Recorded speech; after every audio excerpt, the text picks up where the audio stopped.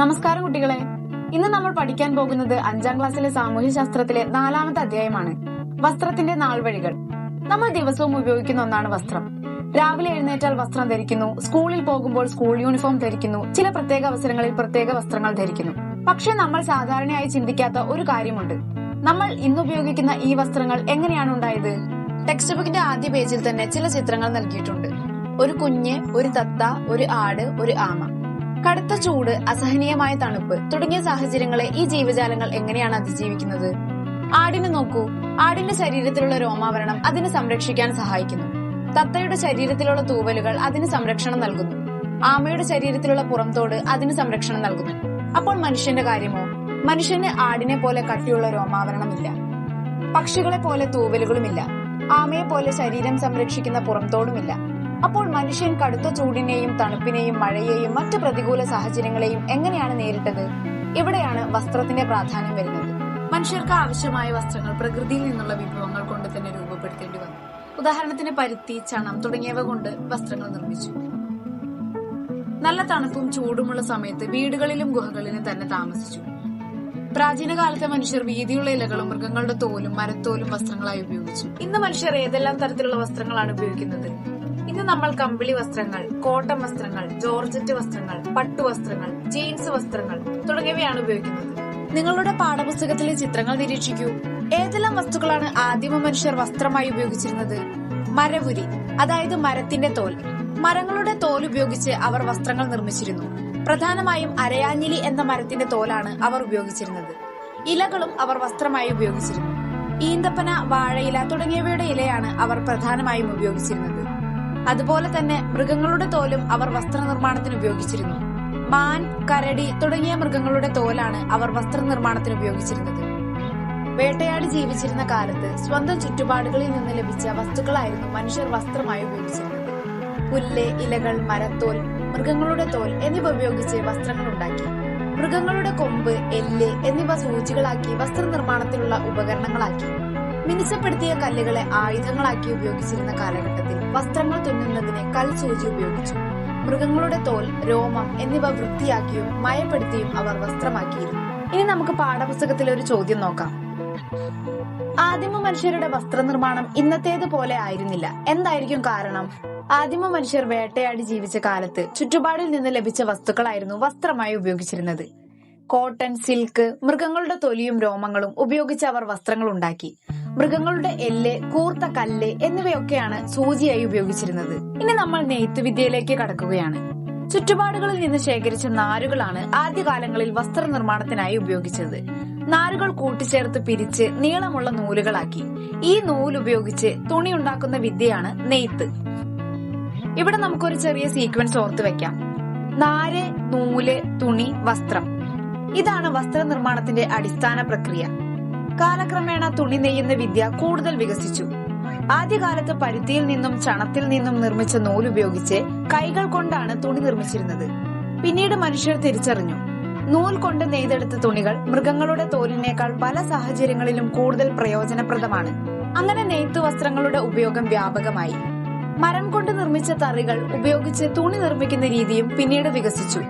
മനുഷ്യരുടെ വസ്ത്രാവശ്യം വർദ്ധിച്ചതോടെ നെയ്ത്തുപകരണങ്ങളുടെ കണ്ടുപിടുത്തത്തിനും വഴി തെളിഞ്ഞു. ഇതോടെ നെയ്ത്തിന്റെ വേഗത വർദ്ധിച്ചു.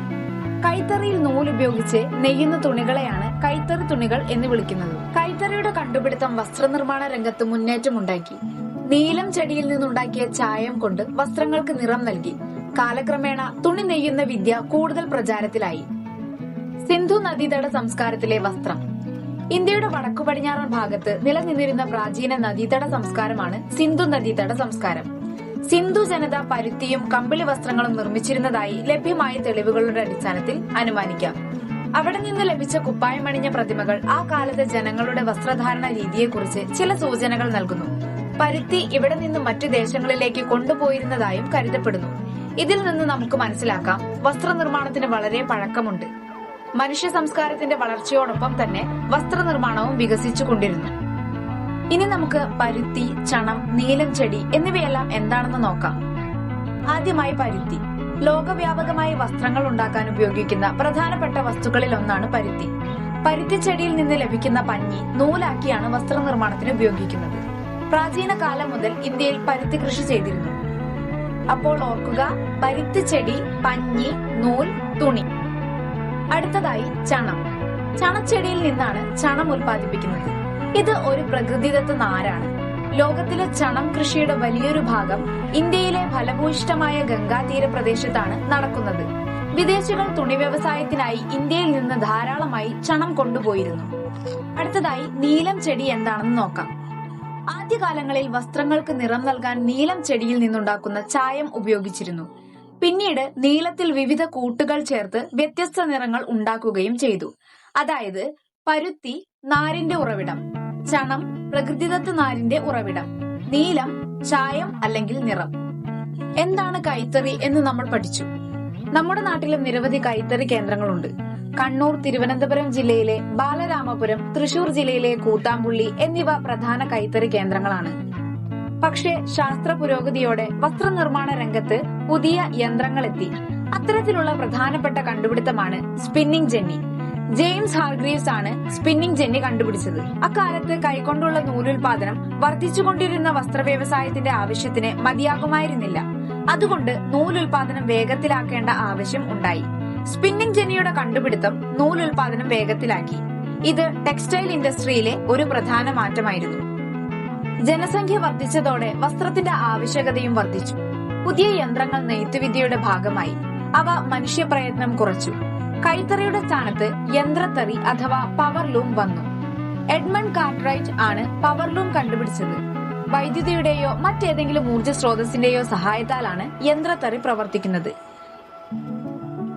കൈത്തറിയേക്കാൾ വളരെ വേഗത്തിൽ കൂടുതൽ തുണി ഉൽപ്പാദിപ്പിക്കാൻ യന്ത്രത്തറിക്ക് കഴിയും. അതിനാൽ രണ്ടും തമ്മിലുള്ള വ്യത്യാസം മറക്കരുത്. Spinning Jenny നൂലുൽപാദനം വേഗത്തിലാക്കി. യന്ത്രത്തറി അഥവാ പവർലൂം തുണി നെയ്യൽ വേഗത്തിലാക്കി. യന്ത്രവൽക്കരണവും യൂറോപ്യരും. യന്ത്രവൽക്കരണത്തിന്റെ ഫലമായി കൂടുതൽ തുണികൾ ഉൽപ്പാദിപ്പിക്കാൻ തുടങ്ങി. ഈ തുണികൾ വിൽക്കാൻ കമ്പോളങ്ങൾ തേടി യൂറോപ്യർ ലോകത്തിന്റെ വിവിധ ഭാഗങ്ങളിലേക്ക് സഞ്ചരിച്ചു. അങ്ങനെ അവർ ഇന്ത്യയിലുമെത്തി. തുണി വ്യവസായത്തിന് ആവശ്യമായ അസംസ്കൃത വസ്തുക്കൾ ഇന്ത്യയിൽ നിന്ന് യൂറോപ്പിലേക്ക് കൊണ്ടുപോയി. യന്ത്രങ്ങളുടെ സഹായത്തോടെ അവിടെ ഉൽപ്പാദിപ്പിച്ച തുണികൾ ഇന്ത്യയിൽ എത്തിച്ച് വിൽക്കുകയും ചെയ്തു. യൂറോപ്പിൽ നിന്ന് കച്ചവടത്തിനായി ഇന്ത്യയിലെത്തിയവരിൽ പോർച്ചുഗീസുകാർ, ഡച്ചുകാർ, ഇംഗ്ലീഷുകാർ, ഫ്രഞ്ചുകാർ എന്നിവരുണ്ടായിരുന്നു. ഇന്ത്യയെ കോളനിയാക്കി മാറ്റിയ ഇവർ ഇവിടെ നിന്നുള്ള അസംസ്കൃത വസ്തുക്കൾ അവരുടെ ദേശങ്ങളിലേക്ക് കൊണ്ടുപോയി. ഇവരിൽ ഏറ്റവും കൂടുതൽ കാലം ഇന്ത്യയെ കോളനിയാക്കി വെച്ചത് ഇംഗ്ലീഷുകാരാണ്. അങ്ങനെ വസ്ത്രനിർമ്മാണത്തിലെ മാറ്റങ്ങൾ ഇന്ത്യയുടെ ചരിത്രത്തെയും സ്വാധീനിച്ചു. നിങ്ങളുടെ പാഠപുസ്തകത്തിൽ വൈവിധ്യമാർന്ന വസ്ത്രങ്ങളും അവയുടെ തുണികളുടെ ചിത്രങ്ങളും നൽകിയിട്ടുണ്ട്. ഇനി നമുക്ക് യന്ത്രങ്ങളുടെ ഉപയോഗം വസ്ത്രനിർമ്മാണത്തിൽ വരുത്തിയ മാറ്റങ്ങൾ എന്തെല്ലാമെന്ന് നോക്കാം. ഒന്നാമതായി വസ്ത്ര ഉൽപാദനത്തിലെ വർധനവ്. യന്ത്രങ്ങളുടെ സഹായത്തോടെ കൂടുതൽ തുണി ഉൽപ്പാദിപ്പിക്കാൻ കഴിഞ്ഞു. രണ്ടാമത് മനുഷ്യരുടെ അധ്വാന ഭാരത്തിലെ കുറവ്. മുമ്പ് മനുഷ്യർ നേരിട്ട് ചെയ്തിരുന്ന പല ജോലികളും യന്ത്രങ്ങളുടെ സഹായത്തോടെ ചെയ്യാൻ കഴിഞ്ഞു. മൂന്നാമത് വസ്ത്രങ്ങളിലെ വൈവിധ്യം. വ്യത്യസ്ത തരത്തിലുള്ള തുണികൾ കൂടുതൽ അളവിൽ നിർമ്മിക്കാൻ സാധിച്ചു. നാലാമത് ഗുണമേന്മയുള്ള വസ്ത്രങ്ങൾ. അഞ്ചാമത് വസ്ത്രങ്ങളുടെ വ്യാപനം, അതായത് യന്ത്രങ്ങളുടെ ഉപയോഗം വസ്ത്രനിർമ്മാണത്തെ കൂടുതൽ വേഗത്തിലാക്കുകയും ഉൽപാദനം വർദ്ധിപ്പിക്കുകയും ചെയ്തു. അതോടൊപ്പം വസ്ത്രങ്ങൾ കൂടുതൽ ജനങ്ങളിലേക്ക് എത്തുകയും ചെയ്തു. വസ്ത്രങ്ങൾക്ക് നിറം നൽകാൻ കൃത്രിമ ചായങ്ങളും ഉപയോഗിക്കാൻ തുടങ്ങി. ഇതോടൊപ്പം ഇത് ചെലവ് കുറയ്ക്കുകയും ചെയ്തു. ഇനി പാഠപുസ്തകത്തിൽ തന്നിരിക്കുന്ന ഒരു ചോദ്യം നോക്കാം. യന്ത്രങ്ങളുടെ ഉപയോഗം വസ്ത്രനിർമ്മാണത്തിൽ വരുത്തിയ മാറ്റങ്ങളെക്കുറിച്ച് ചർച്ച ചെയ്യൂ. നമുക്ക് നോക്കാം. യന്ത്രവൽക്കരണത്തിന്റെ ഫലമായി കൂടുതലായി ഉൽപ്പാദിപ്പിച്ച തുണികൾ വിറ്റഴിക്കാൻ കമ്പോളങ്ങൾ തേടി യൂറോപ്യർ ലോകത്തിന്റെ വിവിധ ഭാഗങ്ങളിലേക്ക് സഞ്ചരിച്ചു. കൂട്ടത്തിൽ അവർ ഇന്ത്യയിലുമെത്തി. തുണി വ്യവസായത്തിന് ആവശ്യമായ അസംസ്കൃത വസ്തുക്കൾ ഇന്ത്യയിൽ നിന്ന് അവർ യൂറോപ്പിലേക്ക് കൊണ്ടുപോയി. യന്ത്രങ്ങളുടെ സഹായത്തോടെ അവിടെ ഉൽപ്പാദിപ്പിച്ച തുണികൾ ഇന്ത്യയിലെത്തി വിറ്റഴിച്ചു. യന്ത്രങ്ങളുടെ ഉപയോഗം വസ്ത്രനിർമ്മാണത്തിൽ ഇതുപോലെ ഗണ്യമായ മാറ്റങ്ങൾ തന്നെ വരുത്തിയിട്ടുണ്ട്. വസ്ത്രങ്ങൾ വൻതോതിൽ ഉൽപ്പാദിപ്പിക്കാനും അതുപോലെ മനുഷ്യരുടെ അധ്വാനഭാരം കുറയ്ക്കാനും യന്ത്രങ്ങളുടെ ഉപയോഗം കൊണ്ട് സാധിച്ചു. വിവിധ നിറത്തിലും വിവിധ രൂപങ്ങളിലുമുള്ള വസ്ത്രങ്ങൾ തയ്ക്കാനായിട്ട് തുടങ്ങി. അതുപോലെ തന്നെ കൂടുതൽ ഗുണമേന്മയുള്ള വസ്ത്രങ്ങൾ നമുക്ക് ലഭിക്കാനായിട്ട് തുടങ്ങി. വസ്ത്രങ്ങളുടെ വ്യാപനവും ചിലവ് ചുരുക്കലും എല്ലാം യന്ത്രങ്ങളുടെ ഉപയോഗം വസ്ത്രനിർമ്മാണത്തിൽ വരുത്തിയ മാറ്റങ്ങളിൽ ചിലതാണ്. ഇനി നമുക്ക് പാഠഭാഗത്തിലെ പ്രധാനപ്പെട്ട മറ്റൊരു ഭാഗം നോക്കാം. വസ്ത്രനിർമ്മാണത്തിന് പ്രധാനമായും പ്രകൃതിദത്ത നാരുകളും കൃത്രിമ നാരുകളും ഉപയോഗിക്കുന്നു. ആദ്യം പ്രകൃതിദത്ത നാരുകൾ എന്താണെന്ന് നോക്കാം. ജന്തുക്കളിൽ നിന്നും സസ്യങ്ങളിൽ നിന്നുമാണ് പ്രകൃതിദത്ത നാരുകൾ ഉൽപ്പാദിപ്പിക്കുന്നത്. ജന്തുക്കളിൽ നിന്നുള്ള ഉദാഹരണങ്ങൾ ചെമ്മരിയാടിൽ നിന്ന് കമ്പിളി നാര്, പട്ടുനൂൽ പുഴുവിൽ നിന്ന് പട്ടിന്റെ നാര്. സസ്യങ്ങളിൽ നിന്നുള്ള ഉദാഹരണങ്ങൾ പരുത്തിച്ചെടിയിൽ നിന്ന് പരുത്തി നാര്, ചണച്ചെടിയിൽ നിന്ന് ചണനാര്. ഇനി കൃത്രിമ നാരുകൾ എന്താണെന്ന് നോക്കാം. പെട്രോളിയം പോലുള്ള രാസവസ്തുക്കളിൽ നിന്നാണ് കൃത്രിമ നാരുകൾ ഉൽപ്പാദിപ്പിക്കുന്നത്. കൃത്രിമ നാരുകളുടെ കണ്ടുപിടുത്തം വ്യത്യസ്ത ഘടനയും ഗുണമേന്മയുമുള്ള തുണിത്തരങ്ങളുടെ നിർമ്മാണത്തിലേക്ക് വഴിതെളിച്ചു. ഉദാഹരണങ്ങൾ പോളിസ്റ്റർ, നൈലോൺ, റയോൺ. കൃത്രിമ നാര് ഉപയോഗിച്ചുള്ള തുണിത്തരങ്ങൾ പൊതുവെ ചെലവ് കുറച്ച് ഉൽപ്പാദിപ്പിക്കാൻ സഹായിക്കുന്നു. അതോടൊപ്പം പെട്ടെന്ന് ചുളിവുണ്ടാവില്ല എന്ന മേന്മയും ഇവയ്ക്കുണ്ട്. അപ്പോൾ ഇതൊരു ചെറിയ ടേബിൾ പോലെ ഓർത്തുവെക്കാം. പ്രകൃതിദത്ത നാരുകൾ സസ്യങ്ങൾ അഥവാ ജന്തുക്കൾ, കൃത്രിമ നാരുകൾ രാസവസ്തുക്കൾ. പ്രകൃതിദത്ത ഉദാഹരണങ്ങൾ പരുത്തി, ചണം, കമ്പിളി, പട്ടുനാര്. കൃത്രിമ ഉദാഹരണങ്ങൾ പോളിസ്റ്റർ, നൈലോൺ, റയോൺ. തുടർന്ന് പാഠപുസ്തകത്തിലെ മറ്റൊരു ചോദ്യം നോക്കാം. പ്രകൃതിജന്യ നാരുകൾ ഏതൊക്കെ ജീവികളിൽ നിന്നും സസ്യങ്ങളിൽ നിന്നുമാണ് ഉൽപ്പാദിപ്പിക്കുന്നതെന്ന് കണ്ടെത്തി പട്ടിക പൂർത്തീകരിക്കൂ. നമ്മൾ നേരത്തെ പറഞ്ഞതുപോലെ ചെമ്മരിയാടിൽ നിന്ന് കമ്പിളിയും, പട്ടുനൂൽ പുഴുവിൽ നിന്ന് പട്ടും, പരുത്തിച്ചെടിയിൽ നിന്ന് പരുത്തിയും, ചണച്ചെടിയിൽ നിന്ന് ചണവും. പാഠപുസ്തകത്തിലെ മറ്റൊരു പ്രവർത്തനം നോക്കാം. വസ്ത്രം നമുക്ക് എങ്ങനെയെല്ലാം പ്രയോജനപ്പെടുന്നു? തണുപ്പിൽ നിന്ന് സംരക്ഷണം നൽകുന്നു, ചൂടിൽ നിന്ന് സംരക്ഷണം നൽകുന്നു, ശരീരത്തിലെ ചൂട് നിലനിർത്തുന്നു, പ്രാണികളിൽ നിന്ന് സംരക്ഷണം നൽകുന്നു, നല്ല വസ്ത്രങ്ങൾ നമ്മുടെ ആത്മവിശ്വാസം വർദ്ധിപ്പിക്കുന്നു, പൊടിപടലങ്ങളിൽ നിന്ന് സംരക്ഷണം നൽകുന്നു. ഇനി പാഠപുസ്തകത്തിലെ ഒരു പ്രവർത്തനം നോക്കാം. തന്നിട്ടുള്ള ചിത്രങ്ങൾ നിരീക്ഷിച്ച് അവയിലെ വസ്ത്രങ്ങൾ ഓരോന്നും ഏതേത് സാഹചര്യങ്ങളിലാണ് ഉപയോഗിക്കുന്നത് എന്ന് കണ്ടെത്തി പട്ടികയിൽ ചിത്രത്തിന്റെ നമ്പർ രേഖപ്പെടുത്താനാണ് ആവശ്യപ്പെട്ടിരിക്കുന്നത്. നമുക്ക് നോക്കാം. കാലാവസ്ഥ, രോഗപ്രതിരോധം, അധികാരം അല്ലെങ്കിൽ പദവി, തൊഴിൽ എന്നിവ ഉൾപ്പെടുത്തിയ ഒരു പട്ടിക താഴെ നൽകിയിരിക്കുന്നു. ഇനി നമുക്ക് ചിത്രങ്ങൾ നിരീക്ഷിക്കാം. ആദ്യത്തെ ചിത്രം മഞ്ഞു പ്രദേശത്തിൽ കളിക്കുന്ന 2 കുട്ടികളെയാണ് കാണിച്ചിരിക്കുന്നത്. അവിടുത്തെ കാലാവസ്ഥയെ അതിജീവിക്കാനുള്ള വസ്ത്രമാണ് അവർ ധരിച്ചിരിക്കുന്നത്. അപ്പോൾ കാലാവസ്ഥ എന്ന കോളത്തിൽ 1 എന്ന് രേഖപ്പെടുത്താം. രണ്ടാമത്തെ ചിത്രത്തിൽ ഒരു വക്കീൽ ഉദ്യോഗസ്ഥനെയാണ് കാണിച്ചിരിക്കുന്നത്. അദ്ദേഹം ധരിച്ചിരിക്കുന്നത് അദ്ദേഹത്തിന്റെ തൊഴിലുമായി ബന്ധപ്പെട്ട വസ്ത്രമാണ്. അപ്പോൾ തൊഴിലിന്റെ കോളത്തിൽ 2 എന്ന് രേഖപ്പെടുത്താം. മൂന്നാമത്തെ ചിത്രത്തിൽ ഒരു പോലീസ് ഉദ്യോഗസ്ഥനെയാണ് കാണിച്ചിരിക്കുന്നത്. അദ്ദേഹം ധരിച്ചിരിക്കുന്നത് അദ്ദേഹത്തിന്റെ അധികാരത്തിന് അനുയോജ്യമായ വസ്ത്രമാണ്. ആയതിനാൽ അധികാരം അല്ലെങ്കിൽ പദവി എന്ന കോളത്തിൽ 3 എന്ന് രേഖപ്പെടുത്താം. നാലാമത്തെ ചിത്രത്തിൽ രോഗപ്രതിരോധത്തിനായി ദേഹം മുഴുവൻ മറയ്ക്കുന്ന PPE കിറ്റ് പോലുള്ള ഒരു വസ്ത്രമാണ് ധരിച്ചിരിക്കുന്നത്. ആയതിനാൽ രോഗപ്രതിരോധത്തിന്റെ കോളത്തിൽ 4 എന്ന് രേഖപ്പെടുത്താം. അഞ്ചാമത്തെ കോളത്തിൽ ഒരു ഡോക്ടറെയാണ് കാണിച്ചിരിക്കുന്നത്. തന്റെ തൊഴിലുമായി ബന്ധപ്പെട്ട വസ്ത്രമാണ് ഇവിടെ അവർ ധരിച്ചിരിക്കുന്നത്. ആയതിനാൽ തൊഴിലിന്റെ കോളത്തിൽ 5 എന്ന് രേഖപ്പെടുത്താം. അവസാനമായി മഴയത്ത് റെയിൻകോട്ട് ധരിച്ച് നടക്കുന്ന 2 കുട്ടികളെയാണ് കാണിച്ചിരിക്കുന്നത്. കാലാവസ്ഥയെ അതിജീവിക്കാനായതുകൊണ്ട് കാലാവസ്ഥ എന്ന കോളത്തിൽ 5 എന്ന് രേഖപ്പെടുത്താം. വിവിധ മേഖലകളിലെ വസ്ത്രവൈവിധ്യം ഈ പ്രവർത്തനത്തിലൂടെ നമ്മൾ മനസ്സിലാക്കി. വസ്ത്രവൈവിധ്യം പ്രകടമായി കാണാൻ കഴിയുന്ന മറ്റൊരു മേഖലയാണ് കലാരംഗം. വ്യത്യസ്ത കലാരൂപങ്ങൾക്ക് വ്യത്യസ്ത വേഷവിധാനങ്ങളുണ്ട്. നമ്മുടെ കേരളത്തിലെ വിവിധ കലാരൂപങ്ങൾ തന്നെ നോക്കൂ. ഓരോ കലാരൂപത്തിന്റെയും വേഷം അതിന്റെ പ്രത്യേകത വ്യക്തമാക്കുന്നു. അതുകൊണ്ട് വസ്ത്രം ഒരു ശരീര സംരക്ഷണ ഉപാധി മാത്രമല്ല, അത് നമ്മുടെ കലയുടെ ഭാഗവും സംസ്കാരത്തിന്റെ ഭാഗവുമാണ്. തന്നിരിക്കുന്ന ചിത്രങ്ങളിലെ വസ്ത്രാലങ്കാരങ്ങൾ നിരീക്ഷിച്ച് അവ ഏതേത് കലാരൂപങ്ങളുടേതാണെന്ന് കണ്ടെത്തി പട്ടികപ്പെടുത്തുക. കഥകളി, തെയ്യം, മോഹിനിയാട്ടം, കേരള നടനം, ഒപ്പന, ചവിട്ടുനാടകം തുടങ്ങിയവയാണവ. അടുത്തതായി പാഠപുസ്തകത്തിലെ ഒരു ചോദ്യം നോക്കാം. വിവിധ കലാരൂപങ്ങളിലെ വസ്ത്രവൈവിധ്യങ്ങളെ കുറിച്ച് ചർച്ച ചെയ്യൂ. പല കലാരൂപത്തിലെയും വസ്ത്രങ്ങൾ പലതരത്തിലാണ്. വസ്ത്രങ്ങളുടെ നിറത്തിലും ചമയങ്ങളിലും തിളക്കത്തിലും ശൈലിയിലും വൈവിധ്യമുണ്ട്. ചില കലാരൂപങ്ങൾക്ക് നൃത്തത്തിന്റെ ചടുലതയ്ക്കനുസരിച്ച് കാണാൻ ഇമ്പമുള്ള വസ്ത്രങ്ങളാണ് നൽകിയിട്ടുള്ളത്. ഇനി ഈ അധ്യായത്തിലെ വളരെ പ്രധാനപ്പെട്ട ചരിത്ര ഭാഗത്തേക്ക് വരാം. വസ്ത്രധാരണത്തിലെ വിവേചനങ്ങൾ. നിങ്ങളുടെ പാഠപുസ്തകത്തിൽ ഒരു വിളംബരം നൽകിയിട്ടുണ്ട്. തെക്കൻ കേരളത്തിലെ താഴ്ന്ന ജാതിക്കാർ എന്ന് പറയപ്പെട്ടിരുന്ന വിഭാഗങ്ങളിലെ സ്ത്രീകൾക്ക് മേൽവസ്ത്രം ധരിക്കുന്നതിനുള്ള അവകാശം അനുവദിച്ചുകൊണ്ട് 1859 അന്നത്തെ തിരുവിതാംകൂർ രാജാവായ ഉത്രം തിരുനാൾ മാർത്താണ്ഡവർമ്മ പുറപ്പെടുവിപ്പിച്ച വിളംബരമാണിത്. ഈ വിളംബരത്തിൽ നിന്ന് എന്താണ് മനസ്സിലാകുന്നത്? അന്ന് നിലനിന്നിരുന്ന ജാതി വ്യവസ്ഥ ചില വിഭാഗം ജനങ്ങളെ അവർക്ക് ഇഷ്ടപ്പെട്ട വസ്ത്രങ്ങൾ ധരിക്കുന്നതിൽ നിന്ന് തടഞ്ഞിരുന്നു. അതായത് വസ്ത്രധാരണം പോലും സാമൂഹിക വിവേചനത്തിന്റെ ഭാഗമായിരുന്നു. ഇവിടെ പാഠപുസ്തകം നമ്മളെ തിരുവിതാംകൂർ എന്ന ചരിത്രപരമായ പ്രദേശത്തെക്കുറിച്ചും പരിചയപ്പെടുത്തുന്നു. തെക്കൻ കേരളത്തിലെ ഭൂരിഭാഗം പ്രദേശങ്ങളും മധ്യ കേരളത്തിലെ ചെറിയൊരു ഭാഗവും ഇന്നത്തെ തമിഴ്നാട്ടിലെ കന്യാകുമാരി ജില്ലയും ഉൾപ്പെട്ടിരുന്ന നാട്ടുരാജ്യമായിരുന്നു തിരുവിതാംകൂർ. 1956 കേരള സംസ്ഥാന രൂപീകരണത്തോടെ ഈ നാട്ടുരാജ്യം കേരള സംസ്ഥാനത്തിന്റെ ഭാഗമായി. ഇനി മേൽമുണ്ട് സമരം എന്താണെന്ന് നോക്കാം. 19ാം നൂറ്റാണ്ടിന്റെ തുടക്കത്തിൽ തെക്കൻ തിരുവിതാംകൂറിൽ സ്ത്രീകൾ മാറുമറയ്ക്കുന്നതിനായി നടത്തിയ സമരമാണ് മേൽമുണ്ട് സമരം. അക്കാലത്ത് ഉയർന്ന ജാതിയിൽപ്പെട്ടവരെന്ന് പറയപ്പെട്ട സ്ത്രീകൾക്ക് മാത്രമേ മേൽവസ്ത്രം ധരിക്കാനുള്ള അവകാശമുണ്ടായിരുന്നുള്ളൂ. താഴ്ന്ന ജാതിക്കാരായി കരുതപ്പെട്ടിരുന്ന വിഭാഗങ്ങളിലെ സ്ത്രീകൾക്ക് മേൽജാതിക്കാരുടെ മുന്നിൽ മാറുമറയ്ക്കാനുള്ള അവകാശമുണ്ടായിരുന്നില്ല. ഇതിനെതിരെ ആ അവകാശം നേടിയെടുക്കുന്നതിനായി നടത്തിയ സമരമാണ് മേൽമുണ്ട് സമരം. അതിനാൽ വസ്ത്രത്തിന്റെ ചരിത്രം പഠിക്കുമ്പോൾ നമുക്ക് സാമൂഹിക അസമത്വത്തിന്റെയും അവകാശ സമരങ്ങളുടെയും ചരിത്രം കൂടി മനസ്സിലാക്കാൻ കഴിയുന്നു. അടുത്തതായി പാഠപുസ്തകത്തിലെ ഒരു ചോദ്യം നോക്കാം.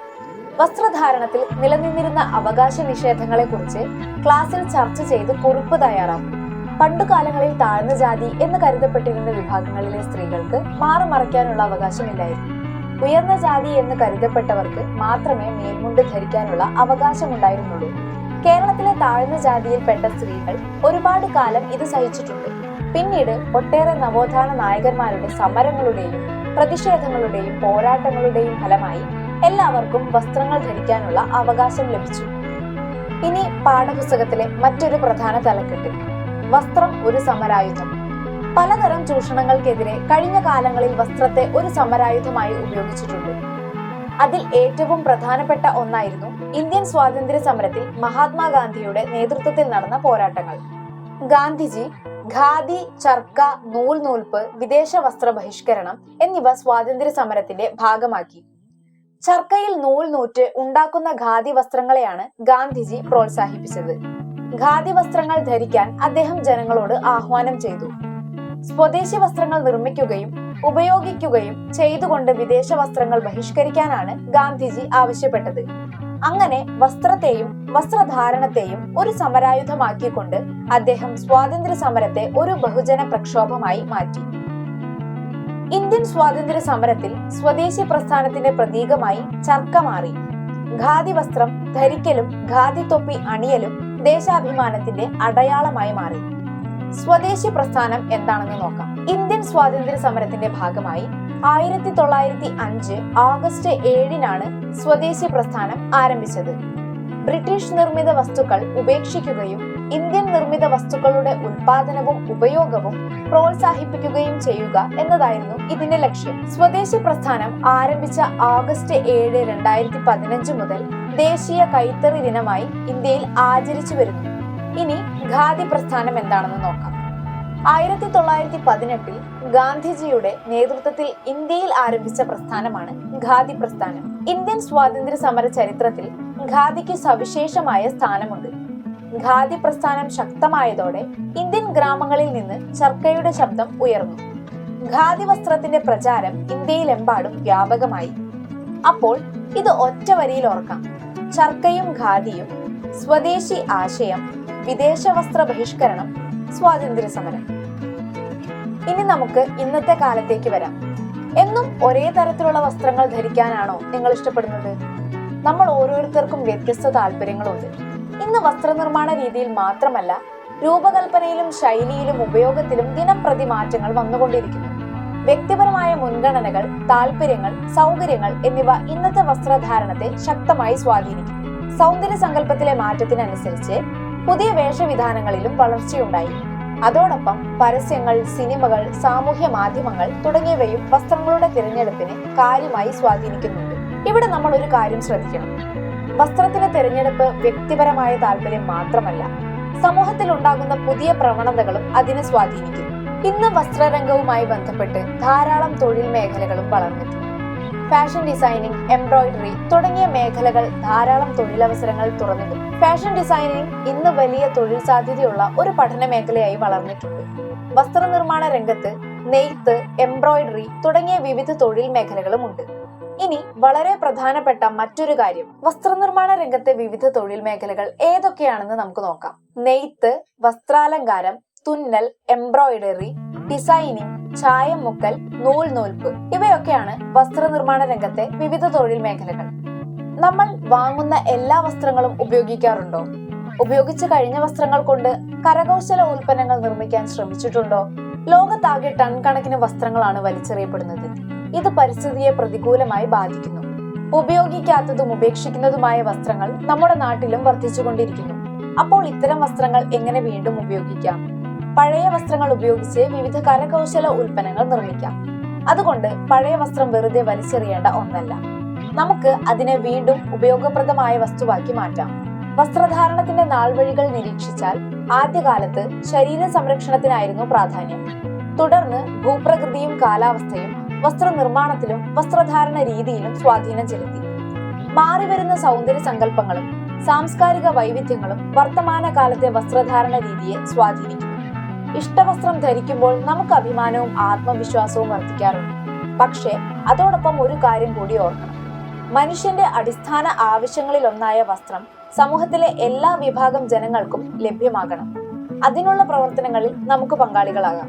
ഇന്നത്തെ ക്ലാസ്സിൽ നമ്മൾ എന്തൊക്കെയാണ് പഠിച്ചത്? ആദ്യം നമ്മൾ ആദിമ മനുഷ്യരുടെ വസ്ത്രത്തെ കുറിച്ചാണ് പഠിച്ചത്. അവർ എങ്ങനെയാണ് പ്രകൃതിയിൽ നിന്ന് ലഭിച്ച വസ്തുക്കൾ ഉപയോഗിച്ച് വസ്ത്രം ഉണ്ടാക്കിയിരുന്നത് എന്നും പിന്നീട് നാരുകളിൽ നിന്ന് നൂലും നൂലിൽ നിന്ന് തുണിയും ഉണ്ടാക്കാൻ മനുഷ്യർ പഠിച്ചത് നമ്മൾ കണ്ടു. അതിനുശേഷം നെയ്ത്തുവിദ്യ എങ്ങനെ വികസിപ്പിച്ചു എന്നും സിന്ധു നദീതട സംസ്കാര കാലത്ത് വസ്ത്രങ്ങൾ എങ്ങനെയായിരുന്നു എന്നും പഠിച്ചു. പിന്നെ നമ്മുടെ കേരളത്തിലെ കൈത്തറി കേന്ദ്രങ്ങളായ കണ്ണൂർ, ബാലരാമപുരം, കൂത്താമ്പുള്ളി എന്നിവയെക്കുറിച്ചും സ്പിന്നിംഗ് ജെന്നി, യന്ത്രത്തറി തുടങ്ങിയ കണ്ടുപിടുത്തങ്ങൾ വസ്ത്രനിർമ്മാണ രംഗത്ത് കൊണ്ടുവന്ന മാറ്റങ്ങളെക്കുറിച്ചും നമ്മൾ പഠിച്ചു. അതുപോലെ തന്നെ പ്രകൃതിദത്ത നാരുകളും കൃത്രിമ നാരുകളും എന്താണെന്നും അവയുടെ ഉദാഹരണങ്ങളും മനസ്സിലാക്കി. അതിനുശേഷം വസ്ത്രധാരണത്തിൽ ഇത്രയധികം വൈവിധ്യം എന്തുകൊണ്ടാണ് ഉണ്ടാകുന്നത് എന്നും കാലാവസ്ഥ, തൊഴിൽ, ആചാരം, പദവി, പ്രാദേശിക വ്യത്യാസങ്ങൾ തുടങ്ങിയവ അതിനെ എങ്ങനെ സ്വാധീനിക്കുന്നു എന്നും നമ്മൾ കണ്ടു. വസ്ത്രധാരണവുമായി ബന്ധപ്പെട്ട് സമൂഹത്തിൽ ഉണ്ടായിരുന്ന വിവേചനങ്ങളും അതിനെതിരെയുള്ള മേൽമുണ്ട് സമരവും നമ്മൾ പഠിച്ചു. പിന്നീട് വസ്ത്രം തന്നെ എങ്ങനെയാണ് ഒരു സമരായുധമായി മാറിയത് എന്നും ഗാന്ധിജിയുടെ നേതൃത്വത്തിൽ ഖാദിയും ചർക്കയും സ്വദേശി പ്രസ്ഥാനവും വിദേശ വസ്ത്ര ബഹിഷ്കരണവും സ്വാതന്ത്ര്യ സമരത്തിന്റെ ഭാഗമായി മാറിയതും നമ്മൾ മനസ്സിലാക്കി. അവസാനം ഇന്നത്തെ വസ്ത്രധാരണത്തിലെ മാറ്റങ്ങളും ഫാഷൻ ഡിസൈനിങ്, എംബ്രോയിഡറി പോലുള്ള പുതിയ തൊഴിൽ മേഖലകളും പഴയ വസ്ത്രങ്ങൾ പുനരുപയോഗിക്കേണ്ടതിന്റെ പ്രാധാന്യവും നമ്മൾ പഠിച്ചു. അങ്ങനെ നോക്കുമ്പോൾ ആദിമ മനുഷ്യർ ഉപയോഗിച്ചിരുന്ന പ്രകൃതിദത്ത വസ്തുക്കളിൽ നിന്ന് തുടങ്ങി ഇന്നത്തെ ആധുനിക വസ്ത്രലോകം വരെയുള്ള മാറ്റങ്ങളുടെ ചരിത്രമാണ് നമ്മൾ ഈ അധ്യായത്തിലൂടെ പഠിച്ചത്. അതാണ് വസ്ത്രത്തിന്റെ നാൾവഴികൾ. നിങ്ങൾക്ക് ഈ പാഠം വളരെ നല്ല രീതിയിൽ മനസ്സിലായെന്ന് വിചാരിക്കുന്നു. അടുത്ത പാഠം ഉടനെ അപ്ലോഡ് ചെയ്യുന്നതായിരിക്കും. സബ്സ്ക്രൈബ് ചെയ്യാൻ മറക്കരുത്.